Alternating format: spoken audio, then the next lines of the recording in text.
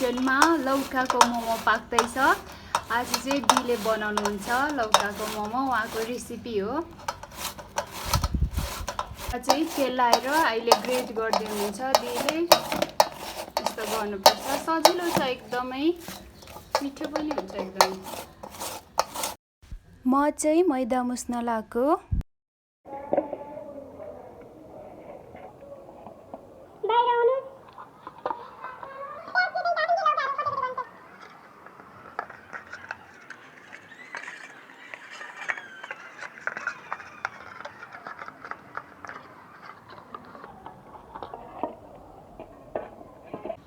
मैले चाहिँ मैदा मुसिसकेँ। हाम्रो लौका चाहिँ यहाँ निचोर्दै हुनुहुन्छ। लौकालाई हामीले एकदम राम्रो निचोर्नुपर्छ, भरे नत्र पानी पानी आउँछ। यो पकाउनुभन्दा एकचोटि हामीले लौकालाई ग्रेट गरिसकेपछि मजाले निचोर्नुपर्छ।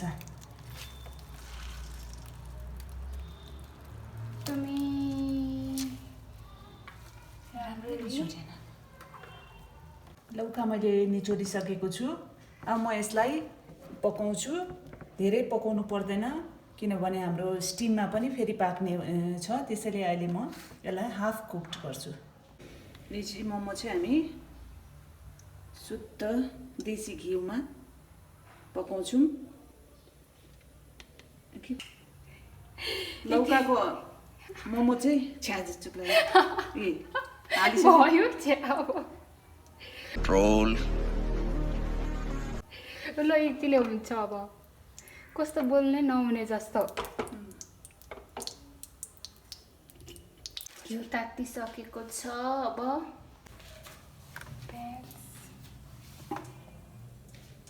पहिला हामीले यसमा प्याज फ्राई गर्छौँ।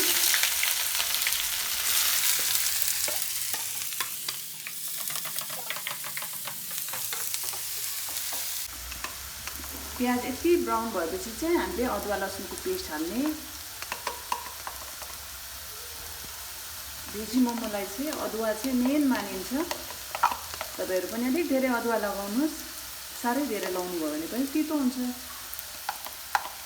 ग्रेट गरिएको लौका हाल्नुहोस्।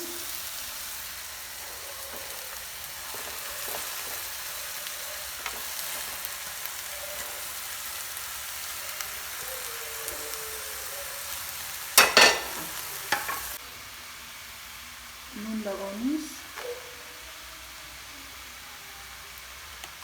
अहिले फेरि पनि स्टिम हुने भएकोले गर्दाखेरि हामीले यसलाई धेरै पकाउँदैनौँ, पानी सुकुन्जेल मात्रै पकाउँछौँ।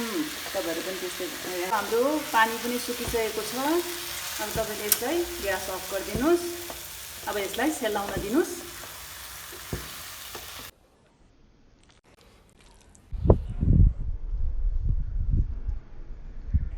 अघि अजिना अलिकति बिर्सेछु, त्यही भएर अहिले अलिकति अजिना हाल्दैछु। अब चाहिँ हामीले मोमो बनाउनु सुरु गरेको।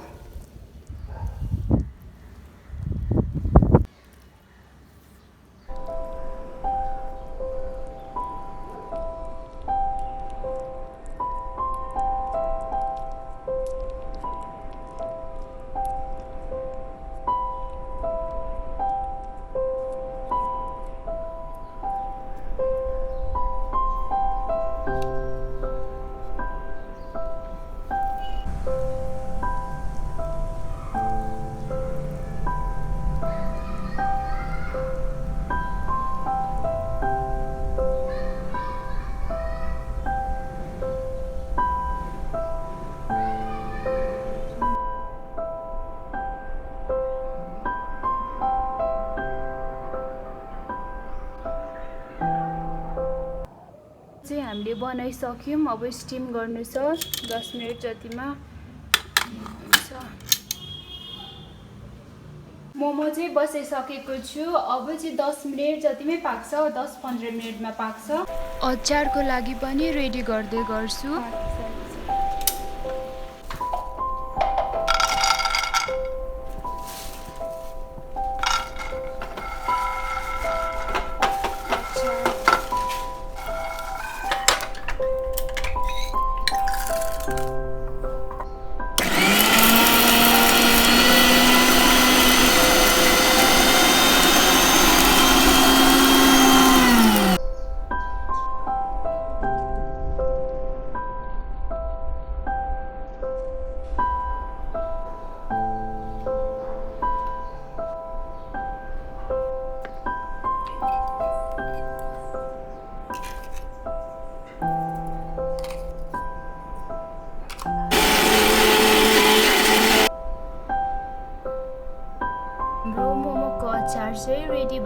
आएको छ।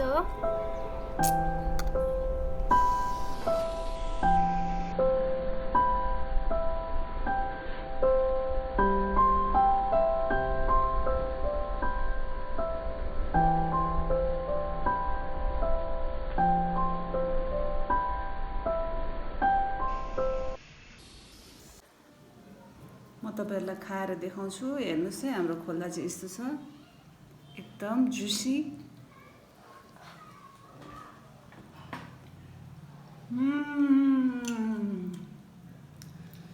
बन्दाहरू तपाईहरु सबै बिर्सिनुहुन्छ एकचोटि लौकाको। हाम्रो मोमो चाहिँ एकदमै यस्तो बासी छ।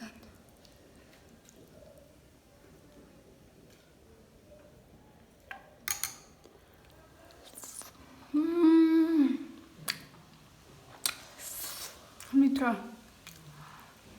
तपाईहरु पनि ट्राई गर्नुहोस्।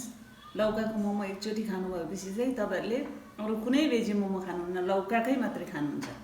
एकदमै मिठो। हजुरहरूले पनि ट्राई गर्नुहोस् होला नबिर्सी हाम्रो रेसिपी हेरेर। र आजको लागि यति नै। Thank you. Bye bye, ta-ta, good bye.